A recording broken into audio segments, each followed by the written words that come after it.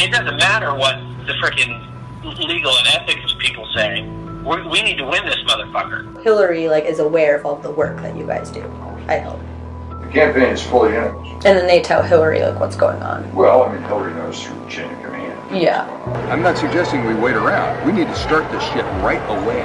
Okay. On every one of these fronts. Okay. What I call it is conflict engagement. Mm-hmm. That's your version of reenfranchisement. Conflict engagement in the lines at Trump rallies. We're starting anarchy here. This is part one of our undercover investigation into the dark, backroom dealings of the Hillary Clinton presidential campaign. The culmination of a year-long investigation infiltrating the machine from the bottom all the way to the White House. There are concerns this election will be rigged. What you're about to see will make you uncomfortable and angry. It's graphic, uncensored, and disturbing.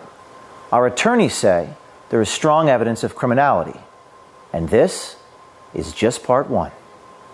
A lot of pre-union guys, they'll do whatever you want. Yeah. They're rock and roll. So I'm basically Deputy Rapid Response Director for the DNC for all things Trump on the ground. Nobody's really supposed to know about me. You know what I'm saying? We have mentally ill people that we pay to do shit. Make no mistake. This guy named Cesar Vargas is his name. I got a priest to cry on camera once. Brad and Bob and Lux and myself are all part of the old school method where it doesn't matter what the frickin' legal and ethics people say. We need to win this motherfucker. So Bob is really good friends with him, and talked to him this afternoon. And they are all in. If we can get 25 grand, they're all in. There is a narrative that supporters at Trump rallies are violent and dangerous, looking to beat up protesters who don't agree with them. But our undercover investigation into the Hillary Clinton Democratic Party machine reveals a very different story. If you're there and you're protesting and you do these actions, you will be attacked at Trump rallies. That's what we know. So that's part of the process of eliciting the reaction. The whole point of it is we know that Trump's people will freak the fuck out. His security team will freak out, and his supporters will lose their shit. This is Scott Fogle. He is the National Field Director for Americans United for Change.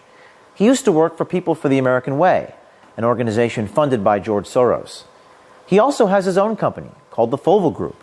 He is one of the dark operatives for the Clinton campaign. We are contracted directly with the DNC and the campaign, both. Yeah.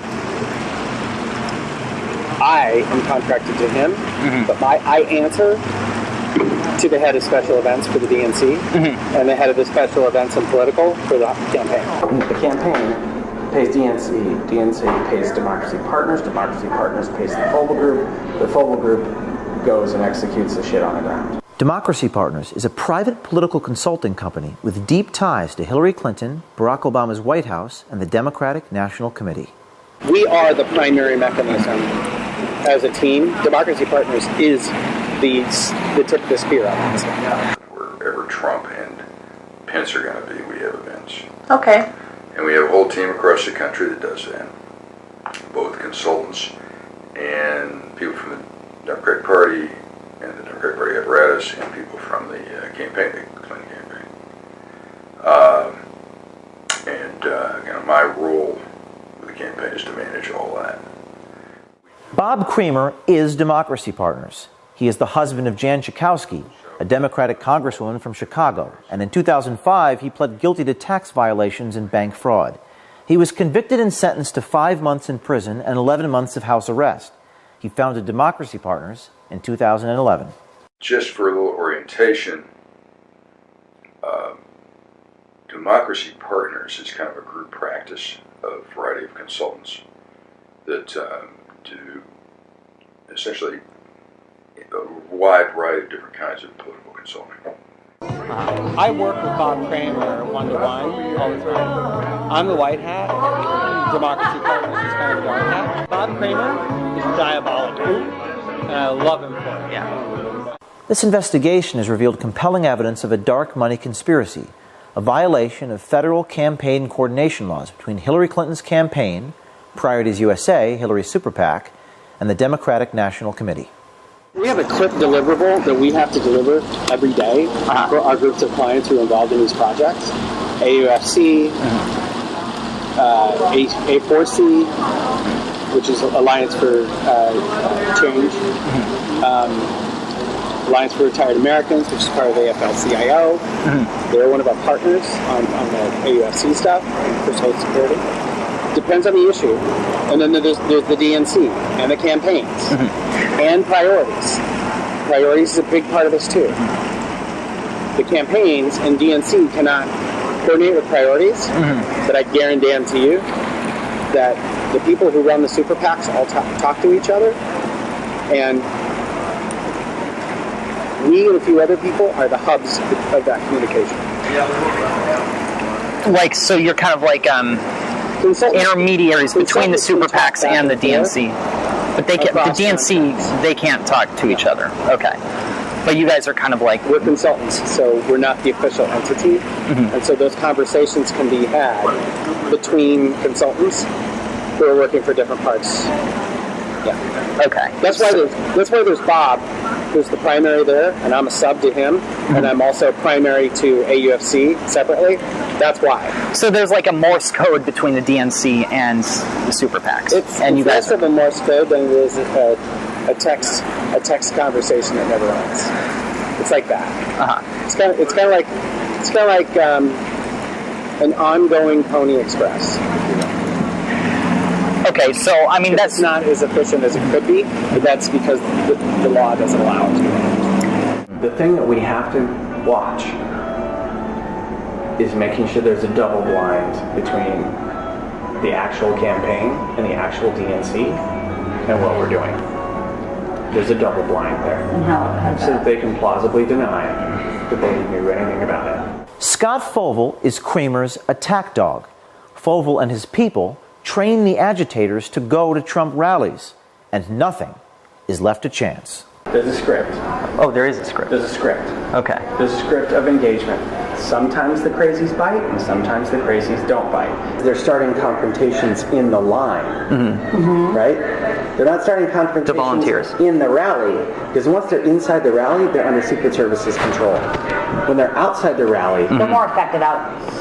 They're harder to get in. The media will cover it no matter where it happens. I assume it's always in the rally. Initiating the conflict by having leading conversations with people who are naturally psychotic. Right. Okay, I mean, honestly, it is not hard to get some of these assholes to pop off. Right.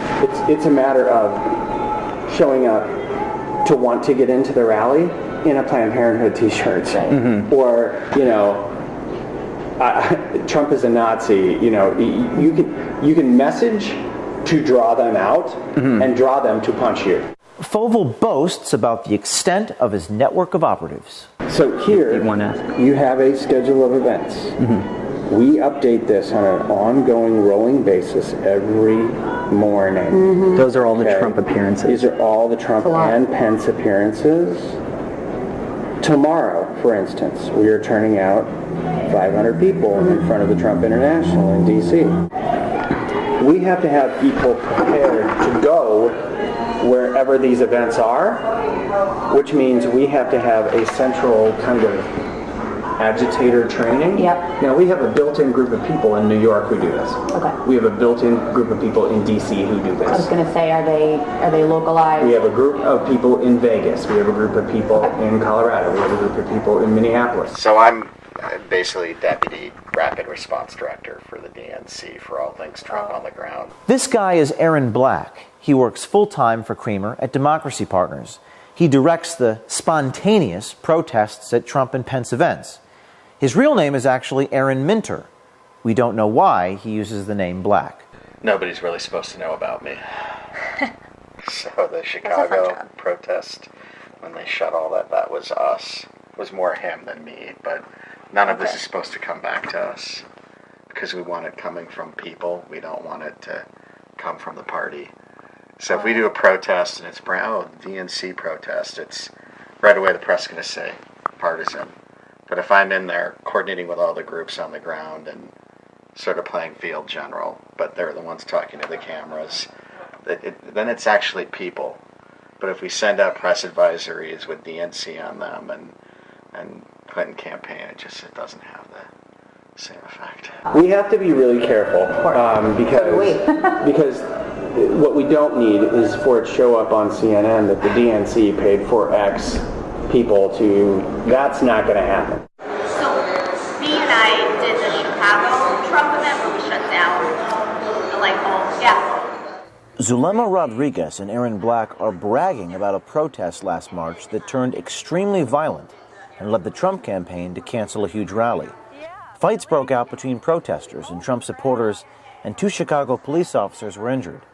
Based on our reporting, the event was not spontaneous. We have a call with the campaign every day to go over the focuses that need to be undertaken. I just had a call with the campaign and the DNC every day at 1 o'clock. We met her at the Republican convention in Cleveland in July.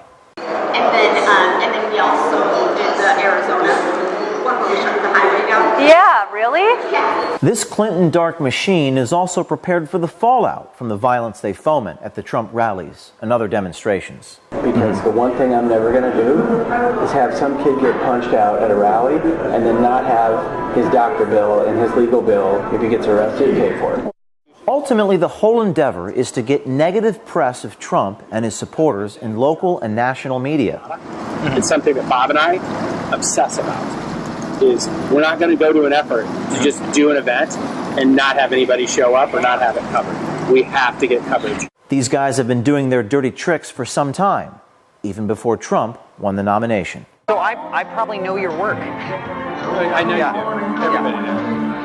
But was the you mean like a situation where it's sort of like remember the Iowa State Fair thing where Scott Walker grabbed the sign out of the dude's hand, and then the dude gets kind of roughed up right in front of the stage, right? Yeah. There on camera. Yeah, that was all us. The guy who got roughed up is my counterpart who works for Bob. And that was like storyboarded, that him getting roughed up or whatever. We scenarioed it. So you like lent yourself to that situation, and it happened. It was a self-fulfilling prophecy. We planted multiple people in that front area around him and in the back to make sure there wasn't just a action that happened up front. There was also a reaction that happened out back. Remember this woman? Her name is Shirley Teeter. She is a 69-year-old sufferer of COPD. According to numerous news stories at the time, she was assaulted at a Trump rally in North Carolina by Trump supporter Richard Campbell. The media played her story across the country for days. She was one of our activists. She was one of your activists who had been trained up to bird dogs. Yes. So the term bird dogging, you put people in the line at the front, which means they have to get there at 6 o'clock in the morning, so they're getting the front of the rally, so that when Trump comes down the rope line, they're the ones asking him the question in front of the reporters because they're pre-placed there. To funnel that kind of operation, you have to start back with people 2 weeks ahead of time and train them how to ask questions. Right. You have to train them to bird dog. No, I'm saying, we have mentally ill people that we pay to do shit. Make no mistake. Over the last 20 years, I've paid off a few homeless guys to do some crazy stuff. And I've also taken them for dinner, and I've also made sure they had a hotel and a shower, and I've put them in a program. Like, I've done that. But the reality is, a lot of, especially in our union guys, a lot of per-union guys, they'll do whatever you want. Yeah. They're rock and roll. When I need to get something done in Arkansas, the first guy I call is the head of the AFL-CIO down there, because he will say, what do you need? And I will say, I need a guy who will do this and this, and they find that guy. And that guy will be like, yeah, hell, let's do it. Bird dogging. Bird dogging. It's a word we had not heard until we got into this investigation. But when we checked the WikiLeaks Clinton emails, we found references to the term in emails to and from the campaign. This is a chain where Clinton campaign manager Robbie Mook suggests it might be a tactic to employ to shore up support with Hispanic voters. After our report, they may also need some help with the people in Iowa and Wisconsin. So I have to be really honest. Iowa is a difficult case because it's a 50-50 state, and honestly, half the state is racist as fuck. I came home last night and really I was upset because that's not the way I was raised, and that's not the Iowa that I grew up in, but you kind of have to accept that that's the way it is. Now, It's not who you are, but that's what the state is. right, Wisconsin is just as bad. Okay. I'm Hillary Clinton, and I approve this message. Corruption. As you can see, it's alive and well in our country, and you're paying for it. As we continue to release more videos, you must hold the mainstream media to account to further investigate what we've uncovered. America, our war is here. We must decide if we're going to save this country or lose it. To quote Abraham Lincoln, America will never be destroyed from the outside. If we falter or lose our freedoms, it will be because we destroyed ourselves.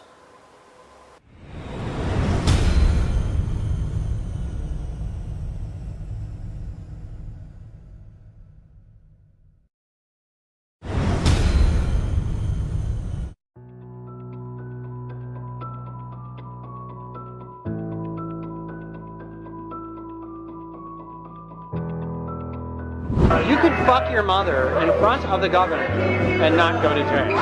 What's the goal of the overall campaign? And yeah, for me as a attorney, this is something we've done. And I assume you don't go off and tell these conversations to anybody. No. Because this is technically... No, absolutely. So, no. However, other people can make things happen that you don't need to know about. We talk about lots of things that we don't talk about. You know what? We've been busting people in, a fucking asshole, for 50 years, and we're not going to stop now. This is part 2 of our undercover investigation into the dark, backroom dealings of the Hillary Clinton campaign. Part 1 blew up on social media, with many Americans wondering why the mainstream media wasn't covering the story. In fact, Project Veritas Action had television exclusives lined up around the country. Those television stations spiked the story at the last minute. Our sources tell us the reason they did so was fear of retaliation and retribution from a future Hillary Clinton administration. Truth is dangerous, especially when it challenges those in power. In this video, Democratic operatives tell us how to successfully commit voter fraud on a massive scale.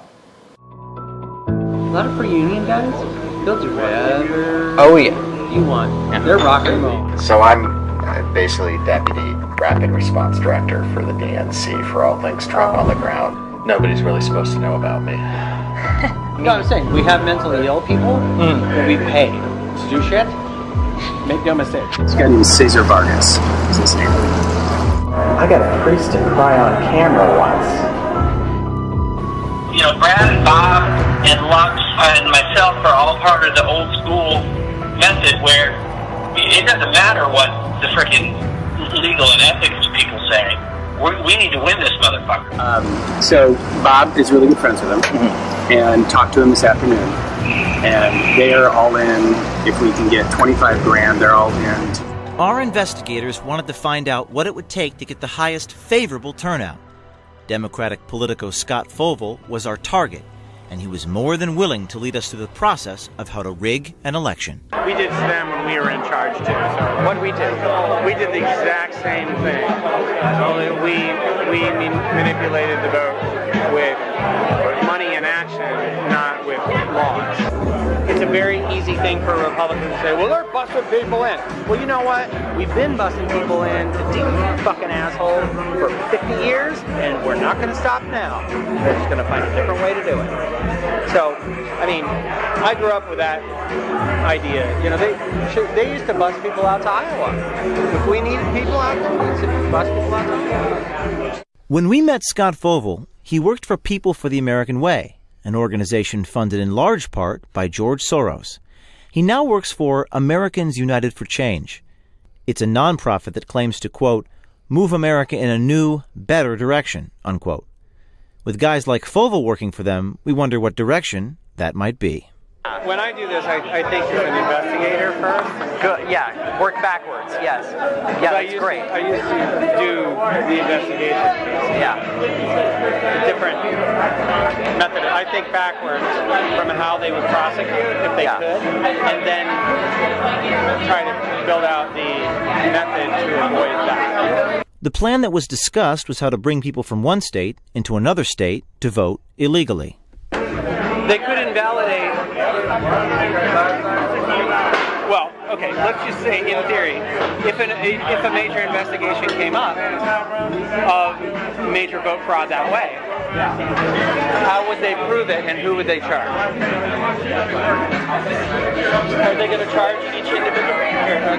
Oh, sorry. Are they going to charge each individual with voter fraud? See, that's what I'm saying. Are they going to go after the facilitator for conspiracy, which they could prove? And it's one thing if all these people drive up in their personal cars. There's a bus involved. That changes the dynamic. So it's the legality. Well, yeah. Because you can prove conspiracy if there's a bus. Yeah. If there are cars, it's much harder to prove. And there's enough money. If there's enough money, then you have people drive their POV. Absolutely. Or you have them drive rentals. Yeah, with Wisconsin license plates. Absolutely. Well, you can't have them with Wisconsin license plates because rentals here, most of them don't have Wisconsin license plates. Oh. But there's these things called used car auctions. Used car auctions, the titles belong to some unknown company. They're company cars.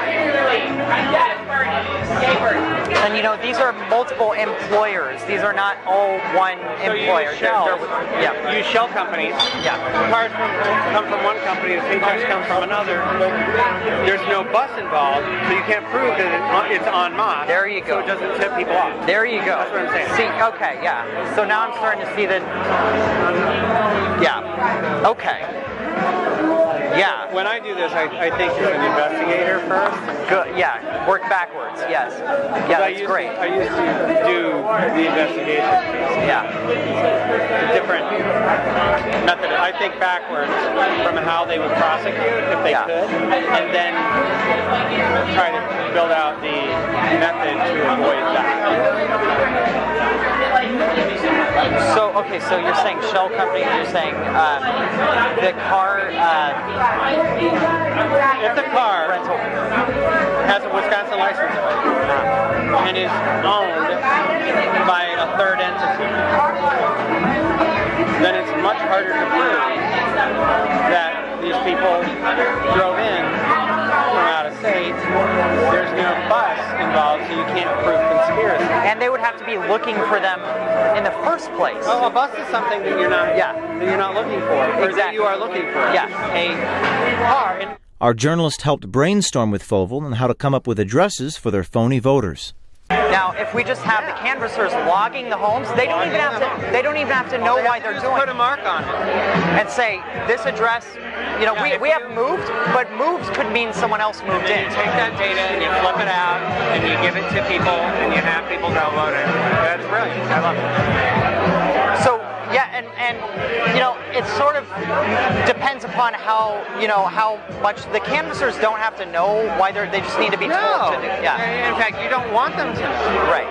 The question is whether when you get caught by a reporter, does that matter? Because does it turn into an investigation or not? In this case, in this state, the answer is no. Because they don't have any power to do anything. Right. So this is sort of maybe not stuff for the general, but stuff to maybe hold off until. No, I think you could do it for the general. You have to do it in multiple states. Okay. So what you do is you implement the plan on a much bigger scale to implement a massive change in state legislatures and in Congress. So you aim higher for your goals, and then you implement it across every Republican-held state. So starting on the grassroots. That's honestly the ripest environment to do it in. 2, within striking distance. Michigan, Indiana. Least restrictive donation caps and campaign finance laws and investigation and any investigative arms and any of that. Like, they have weakened it so bad in these 3 states.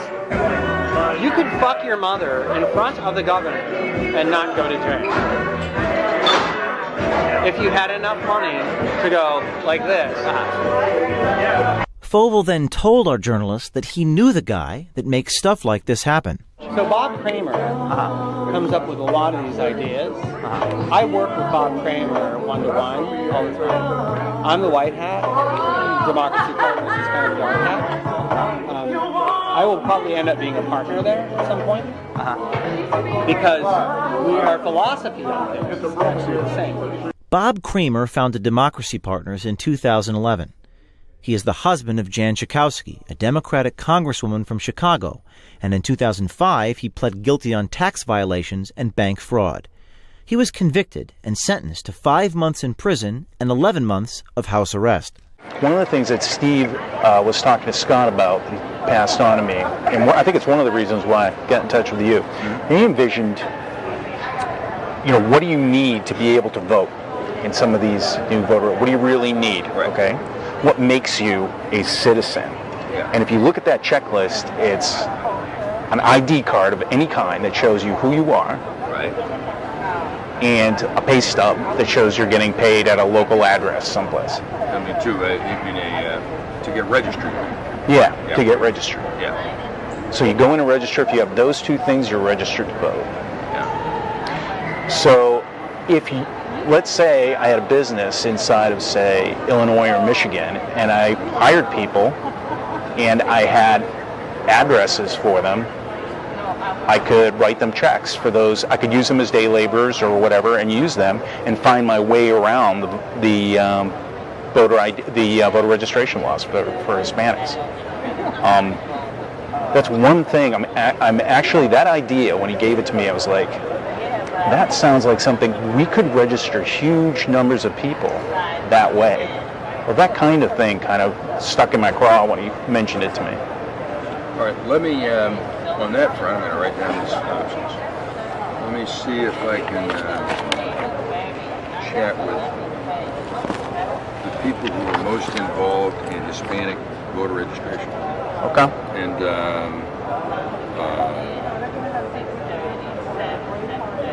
And see what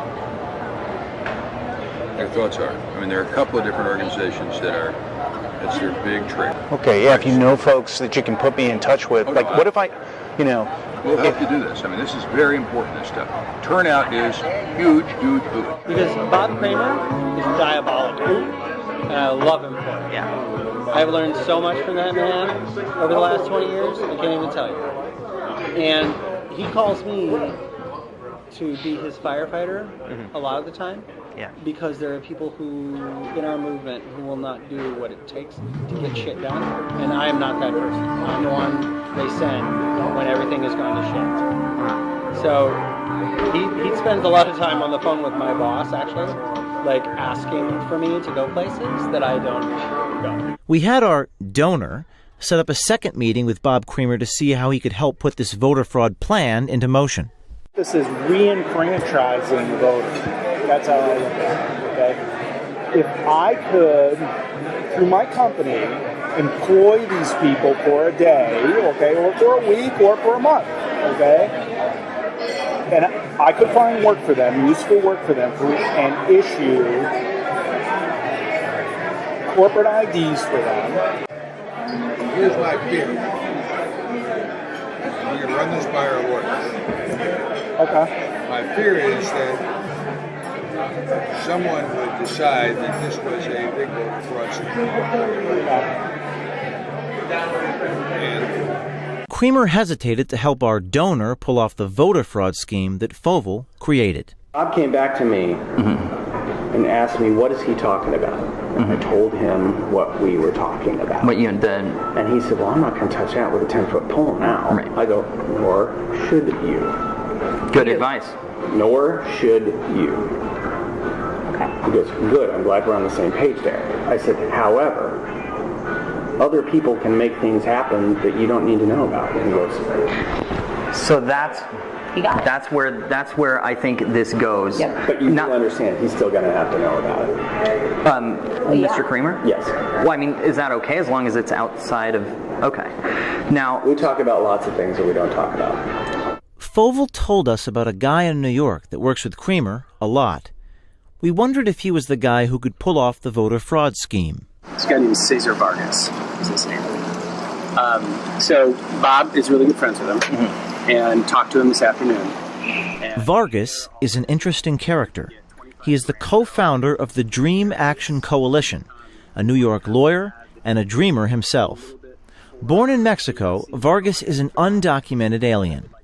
What he was in a sense was transforming was that this idea, and Scott made it seem possible, but said it wasn't possible to but I even know that it's actually possible, is, essentially getting a bunch of people, on a bus or whatever, taking them around the country. They legally can vote, so they can vote.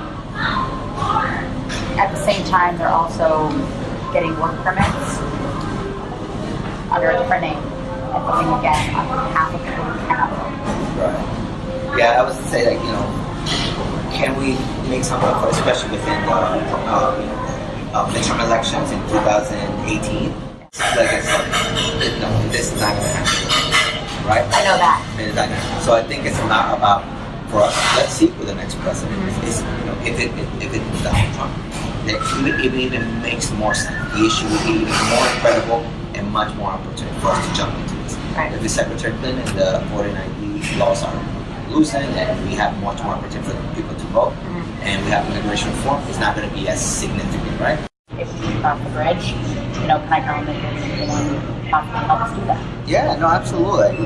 Count me in. You don't go off and tell these conversations to anybody. No. Because this is no, absolutely. As an activist, do we want to do this? Do we want to take a chance? Let's talk about it. We have to do a better job of making our people do what they're supposed to do. Not asking them, making them, not expecting them and taking them for granted, but beating the shit out of them and making them do like voters. Yeah. America, our series of videos from this investigation will continue up until the election. People ask me, James, what can I do? Here's what you can do. Send this video to every single person you know. Demand the mainstream media play these tapes. Email the journalists. Tweet at the journalists. And remember, the truth is dangerous, especially when it challenges those in power.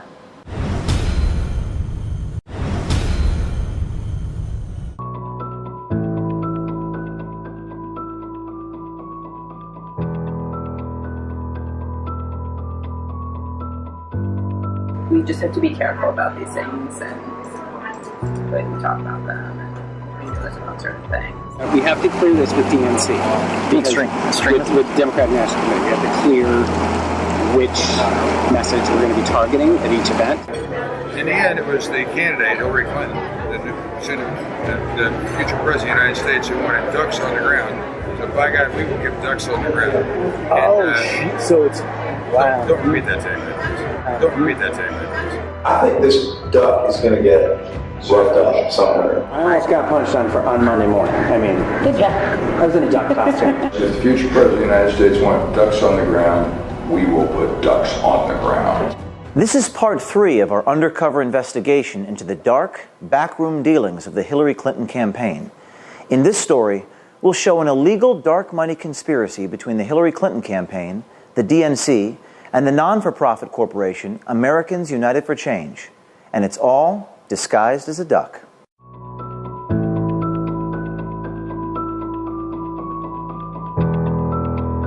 So I'm basically Deputy Rapid Response Director for the DNC for all things Trump on the ground. Nobody's really supposed to know about me. Brad and Bob and Lux and myself are all part of the old school method where it doesn't matter what the freaking legal and ethics people say.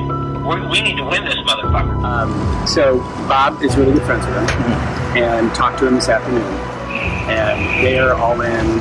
If we can get 25 grand, they're all in. It was earlier this year when people in Donald Duck costumes started showing up at Trump events across the country. It turns out the duck was Hillary's idea. Tomorrow we start this initiative on the tax returns. Right. So, tomorrow morning in Trump Tower, I hope we can arrange it so it goes down the escalator. We will launch Donald Ducks. A guy in a Donald Duck costume with a sign that says Donald Duck's releasing his tax returns. Robert Creamer runs Democracy Partners. It's a political consulting company based in Washington, D.C. with deep ties to Hillary Clinton, the Democratic National Committee, and Obama's White House. In fact, White House logs document that Creamer visited the White House 342 times and met directly with Obama 47 times. In the end, that is adapted to Donald Duck's debates, Donald Duck's whatever else he does. But we're going to have this mental. We're going to have Donald Ducks, and the real problem turns out that it's not easy to find Donald Duck costumes for adults, as you might imagine. 5-year-olds, plenty of them, but the other ones are mascots. We did Donald Ducks in May. Brad Woodhouse is president of Americans United for Change. After our first video, Woodhouse fired Scott Fovel, his national field director. We put out a whole blast and a release around the idea that he was, using his name, right. That we were on taxes at that point because this thing's come up repeatedly, and the key here is to have the visual and to have the costume and have the signs. We got so much shit for that blast that reporters thought it was silly and I do think they're probably still being shot. The reporters probably still think it's silly. But you know what? We ain't talking to reporters. They're covering it. We're talking to voters. Actually, the response to the reporters this morning was they loved it. Originally, we were going to do a project. We were going to do Uncle Sam. I want you to give us your tax returns. I agree, it's not as good. Been done, yeah. I agree, it's not as good. It's much easier to execute. The guy who had done this other Chicken George thing had this other idea, and in the end, it was the candidate Hillary Clinton, the future president of the United States, who wanted ducks on the ground. So, by God, we will give ducks on the ground. And, so it's wow. Don't repeat that to me. Okay. And it is a clever, it's a better idea. Originally, this guy Sklar, who was did Chicken George in 1992, came to Lux and I with the idea of Donald Ducks. And I ran it up the flagpole in New York and put it in. And then they came up, they said, we'd rather do, what do you call it, Uncle Sam. I want you to release your tax returns. And God loves Uncle Sam suits are easy to find for adults. But then I get a call, actually, on the plane about to go to London last week. Christina Reynolds calls and says, I've got good news and bad news. Good news is the candidate would like to have a mascot following around following around the candidate, Trump. But the bad news is she wants it to be Donald Duck. And that's because Sklar is an old Clinton hand. And he had gone to some buddy of his who's one of her body people, and she had explained the idea to Hillary, and Hillary just loved it. Okay, let me tell you something. I think she has the right instinct here. Totally. This thing is working. It's resonating, but that story is not exactly what you want to hear about how presidential decision making happens. So my answer to Christina was, if the future president of the United States wants ducks on the ground, we will put ducks on the ground. Hillary Clinton and the DNC wanted the Donald Ducks at Trump and Pence events. The direct involvement of the campaign and the Democratic National Committee with Americans United for Change and Donald Ducks smacks of illegal, coordinated campaign expenditures. Federal campaign law experts have told us, quote, the ducks on the ground are likely public communications for purposes of the law. It's political activity opposing Trump, paid for by Americans United for Change funds, but controlled by Clinton and her campaign, unquote. Representatives of Hillary's campaign were on daily conference calls we witnessed with Kramer, AUFC managers, and their operatives. They were talking about where to send the ducks and the ducks message. And not just the campaign. Donna Brazil's Democratic National Committee was in on it as well. So the operation is to insert and get the duck message in there, if we can, or the extremist message, depending on, we have to clear this with DNC. With Democratic National Committee, we have to clear which message we're going to be targeting at each event. But they can insert into multiple events through the end of the election on a continual basis, on a daily basis. They'll basically do a chase all the way across the country. Now, the duck stuff, we got him waiting with it.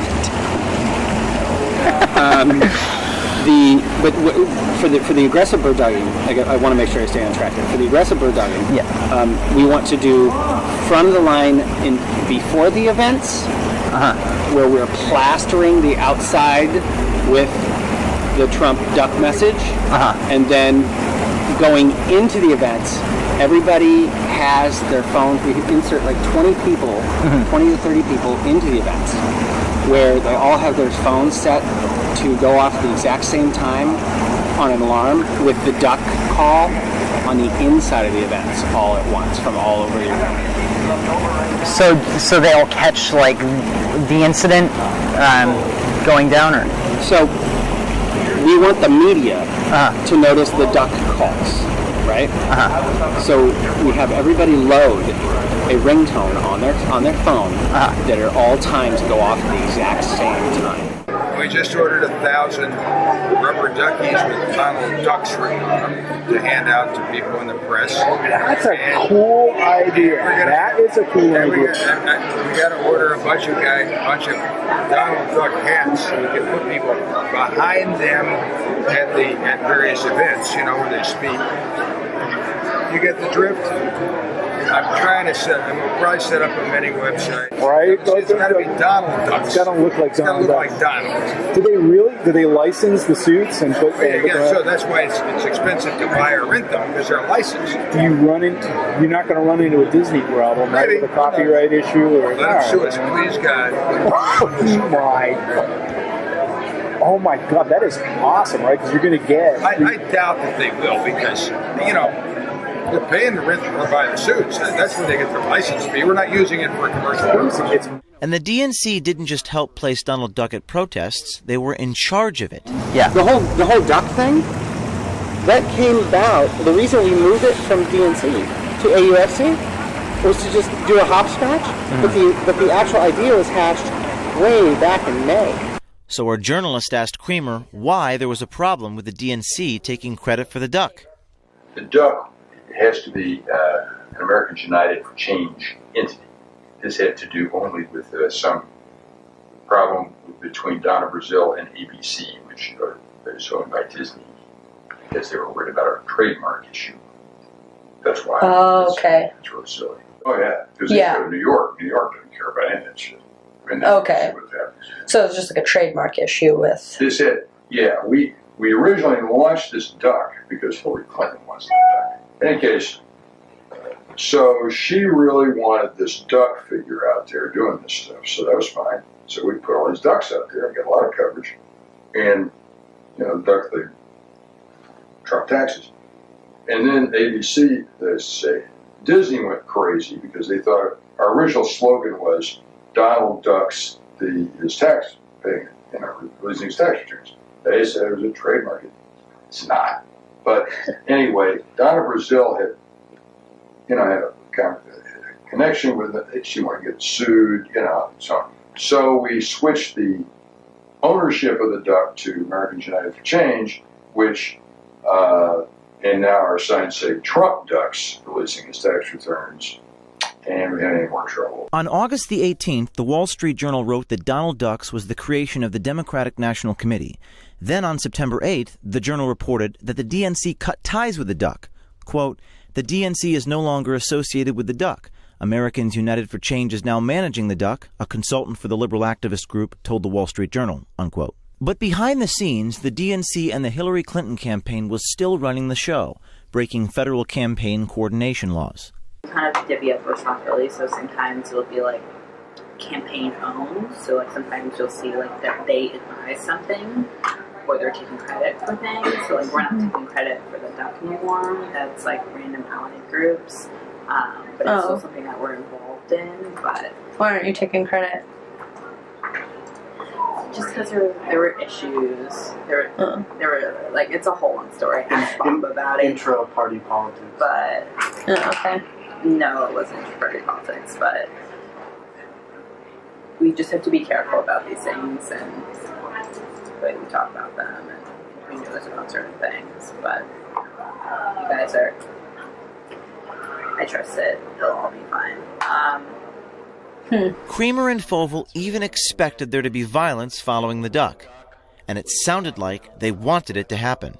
Yeah. Have you?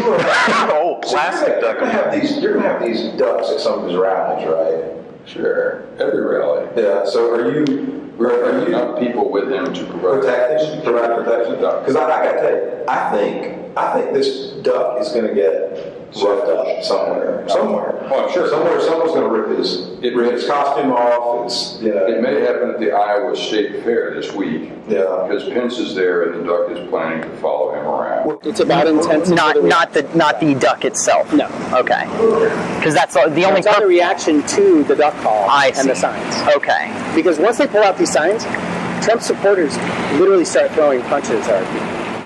I almost got punched on Monday morning. I mean, did ya? I was in a duck costume. Fovel didn't get punched, but last week he got fired. Robert Creamer resigned from Clinton campaign activities. It was after Watergate that Congress passed the campaign coordination law. To prove a violation, 3 prongs are required: payment by someone else other than the candidate for election activity, conduct, a campaign being materially involved in shaping communications by third-party groups, and content, running electoral advocacy close to an election. The payment is complicated, but just the fact that Fovel, a paid employee of Americans United for Change, was the duck at some events constitutes payment by AUFC. Conduct, based on their own admission, the campaign, Creamer, their agent, and AUFC coordinated the duck activities. And finally, content. Donald Duck's is undeniably political content directed against one candidate for the sole purpose of helping another. The connection between Creamer, President Obama, and Hillary Clinton is undeniable, as are the campaign law violations. If it looks like a duck, if it talks like a duck, and it walks like a duck, it's probably a duck. They broke the law. Last week, Hillary denied her connection to Creamer and AUFC. America, it's time you demand she tell the truth. And stay tuned, because there's more to come.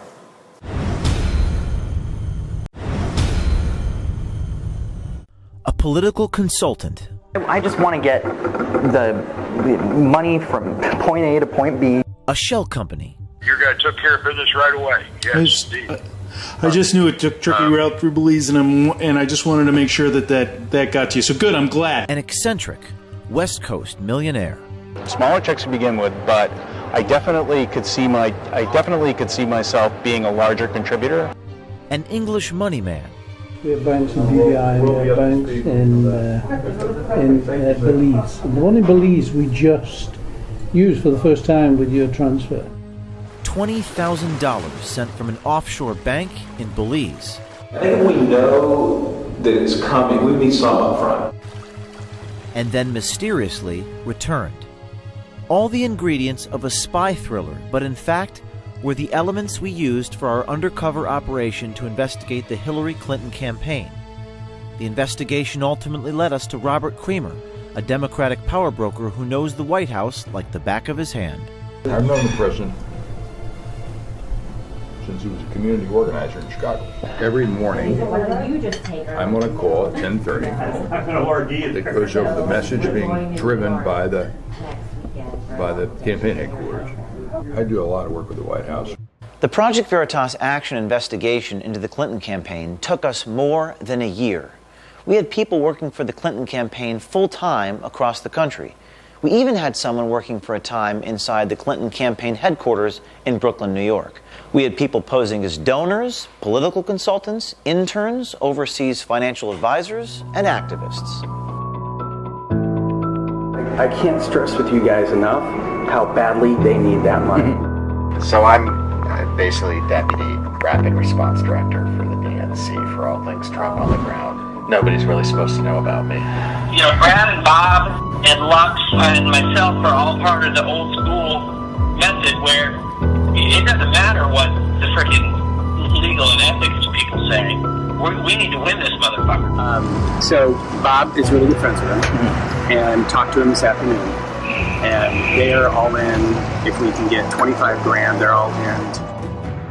In April, we started uncovering the aggressive bird dogging that was secretly done by the Clinton campaign. It's an underhanded nationwide operation to foment violence at Trump rallies. The aggressive bird dogging. That comes with the media. Yeah, and the engagement. What I call it is conflict engagement. That's your version of reenfranchisement. Conflict engagement in the lines at Trump rallies. We're starting anarchy here. We were also gathering growing evidence that the Clinton campaign was violating the federal election campaign coordination laws. In the end, it was the candidate, Hillary Clinton, the future president of the United States, who wanted ducks on the ground. So by God, we will give ducks on the ground. So it's... Wow. Don't repeat that to him. Don't repeat that to him. Scott Fovel gave us a primer on how to commit massive voter fraud. We did to them when we were in charge too. So what did we do? We did the exact same thing. Only we manipulated the vote with money and action, not with laws. It's a very easy thing for Republicans to say, well, they're busting people in. Well, you know what? We've been busting people in, you fucking asshole, for 50 years, and we're not going to stop now. We're just going to find a different way to do it. So Bob is really good friends with him, and talked to him this afternoon, and they are all in.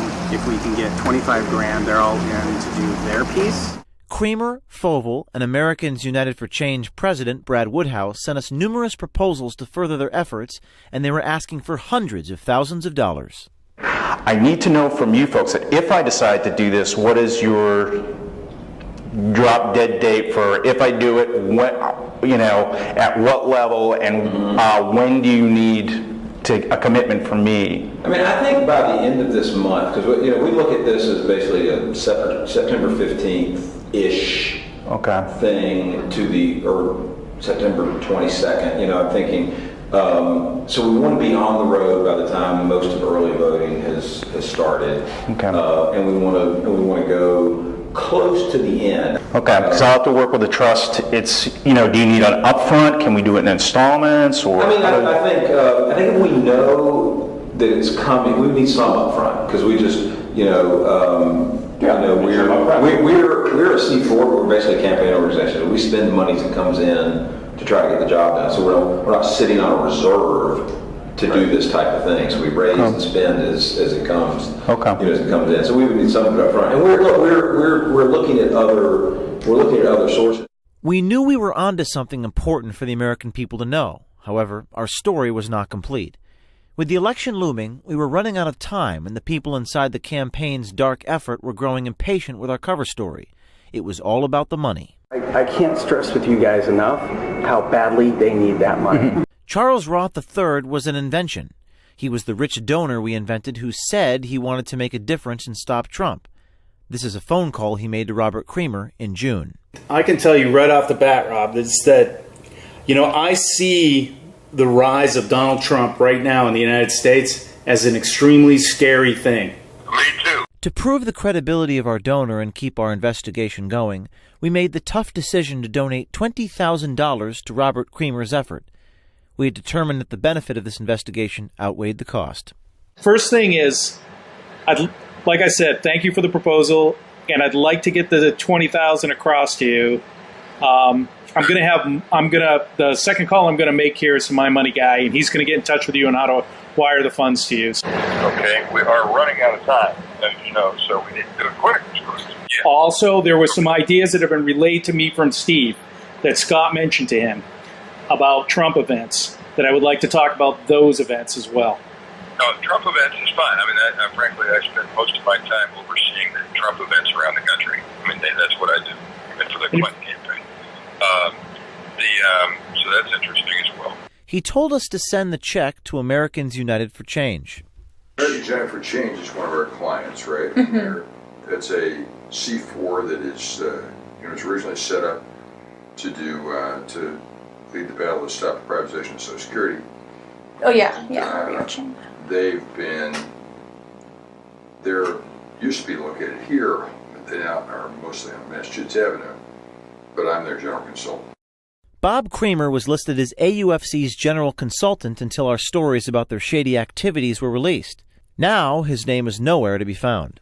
Roth's English money man sent an email to Creamer asking where to wire the funds. Creamer sent our guy AUFC's bank information. It was earlier this year that we purchased a shell company called Repulse Bay Limited. It was incorporated in Belize, Central America in 2005. It was nothing more than this piece of paper. Next, we opened a bank account in Belize so we could move money around the world anonymously. This is typically the actions of drug dealers and tax-dodging white-collar criminals. We used it as a cover. Hello, Bob. It's Charles. There you are. Hey, Charles. Hey. How you doing? Okay. I'm just checking in. See where things are from your point of view, and actually I was thinking we might want to set up a time to have a call with you and I and Scott. If you want Steve Packard on, that's fine too. I would like to do that. A couple logistical things beforehand. To be honest with you, I'm a little bit peeved that I haven't heard back from you guys about the Carlson money transfer. Did that go through okay? I'm just getting back on this time zone myself, and I want to make sure that that came in okay. Oh yes, of course it did, and I'm sorry if I thought I had gotten back, and thank you for that. I apologize. Yes, it came through. No problem. It came through in a timely way. Your guy took care of business right away. Yes, indeed. I just knew it took tricky route through Belize, and I just wanted to make sure that got to you. So good. I'm glad. The money definitely helped. Shortly after the funds were released, Charles Roth's niece, our journalist, got offered an internship at Creamer's firm, Democracy Partners. This is Angela Brandt. She's been working with me until the election. All right. Well, welcome. Thank you. All right. We also arranged another meeting with Scott Fovel, who was even more expansive about what he was willing to help Roth do. Really wants to get his hands dirty. He can get dirty. Yeah. He wants to get dirty. We can get dirty. And Fovel set us up to meet Cesar Vargas, quote, the guy who can get things done, unquote. What's the goal of the overall, and yeah, for me as an attorney, this is something like that. And I assume you don't go off until this conversation is set, right? No. Because this is no, absolutely. So, no. In an effort to see how far these guys would go with the promise of more money, Roth's money man, Michael Carlson, requested a meeting with Creamer. Carlson said he was looking for an immigration lawyer with powerful connections for a wealthy client in Syria who wanted to live in the U.S. Making the phone call, and we're going to record it. I just need to. I will try and find a couple of good referrals to you and get back to you pretty quick. Then, okay? Fabulous. One of the on the first. Well, I'll just talk to the guy I'm going to talk to first. Just see if this is up his alley. The first thing is up his alley. Is the guy who ran the campaign for President Obama. He has a firm that's pretty well connected. Creamer gave the recommendation to our journalist and made it clear the connections he could make if we delivered yet another donor. Hang on for a second. I've got to send something to the Clinton campaign real quick. Here's what I do with the Clinton campaign, by the way. I'm a consultant to the Clinton campaign. Wherever Trump or Pence go in the country, we make sure that there are press events in the TV market or whatever, television-oriented press events, whether they're big turnouts or little whatever, that drive our message wherever the candidate goes to drive his message. So that in any given day, they will be between them in probably 6 places. So our team makes sure there are events in all of those 6 places every day. So it's a lot of events. And we try and help define the other candidate. Creamer was not shy about how much access he has to the Clintons' campaign staff on a daily basis. Every morning, I'm on a call at 10:30 that goes over the message being driven by the campaign headquarters. I'm in this campaign mainly deal with what earned media, with television, radio, with earned media and social media, not with paid media, not with advertising. There'll be a whole different advertising apparatus. Everybody's driven on the same tracks, though. So then there are a bunch of people in the Brooklyn office that are responsible for lots of different aspects of communication. We do rapid response, and there's a guy there I work with heavily. It's the guy I'm just communicating with on that kind of stuff. For instance, I just sent him a note beforehand before we came here that said my understanding is there might be another revelation of another woman talking about Trump this afternoon, and he just sent me back a note that says, is it this lawyer that's going to do that? I said, I think maybe it could be something else. I'll try and find out. Creamer bragged that he talks to the campaign every day and can contact them at any time. And it's not just the Clintons that he has access to. Creamer also makes it clear that he is well connected to President Obama. Critics of our earlier stories have suggested that Creamer isn't as well connected as we reported, that he is just the husband of Chicago Congresswoman Jan Schakowsky. We beg to differ. According to White House visitor logs, Creamer visited the White House 342 times since 2009, 47 of those times with Obama. But it's Creamer's own words that confirm our reporting. Barack Obama's was the best campaign in the history of American politics. I mean, the second one. I mean, the first one was good too. I was consultant to both. The second one was everything hit on every level, in every aspect. How does he do it, still? I mean, he never makes a mistake when he's giving a presentation. He's consistent as possible. I mean, more consistent than a scientific experiment. He's a pro.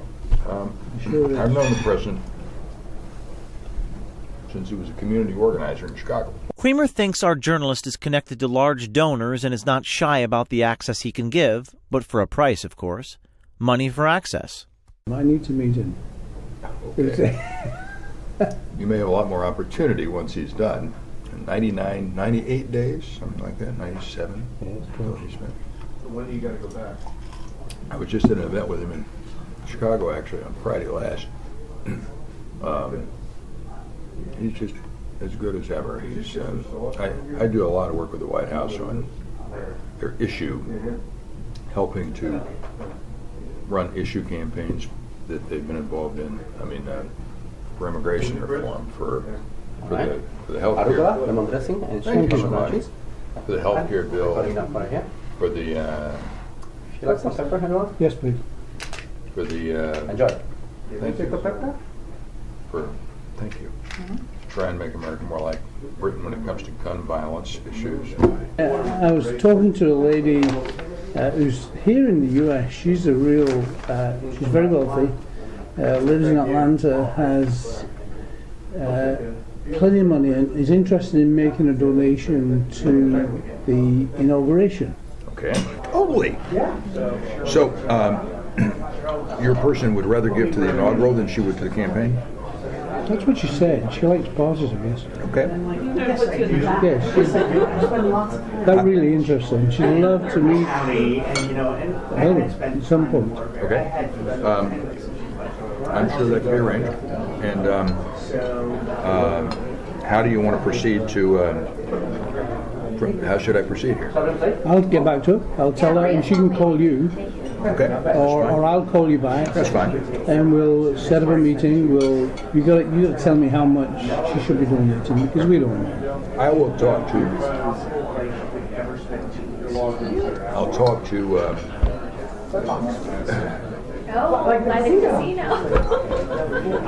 talk to somebody in the campaign and find out that it's a fundraising place to interface. I mean,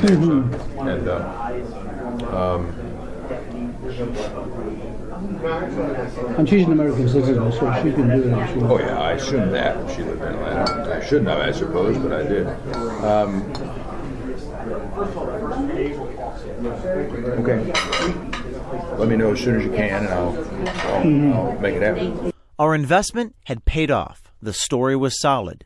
Creamer, Foval, Jenna Price from the DNC, Brad Woodhouse from AUFC, Cesar Vargas and others had opened the door to their smoke-filled rooms of illegal and dirty campaign dealings. This year is a particularly interesting year because it's the first year the DNC has had these big additional limits. And then we were stunned by a totally unexpected twist. Brad Woodhouse, the president of AUFC, the folks we had sent the money to, heard that we were releasing undercover videos exposing their activities. Woodhouse told a journalist that AUFC was going to return the $20,000. He was concerned it might have been an illegal foreign donation.